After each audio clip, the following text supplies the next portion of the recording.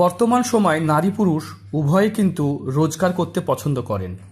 আপনার রোজগার আলাদা আলাদা পথে হবে না একই পথে হবে, কিভাবে হবে সেটা বোঝার জন্য রবি রেখা যদি স্বতন্ত্র একটা বড় একদম হার্টলাইনকে টাচ করে, তাদের সরকারি চাকরি বা ভালো কর্মযোগ দেখা যায়।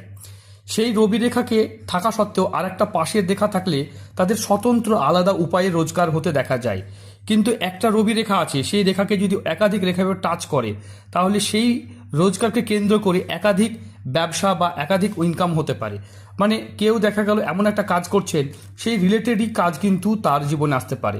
তাই একাধিক উপায়ে একটা ইনকাম, মানে একটা মেন ইনকামই আছে, সেই ইনকামকে রিলেটেড একাধিক ইনকাম হতে পারে। তাই আপনার হাত দেখে বুঝতে পারবেন আপনার জীবনে কি করা উচিত।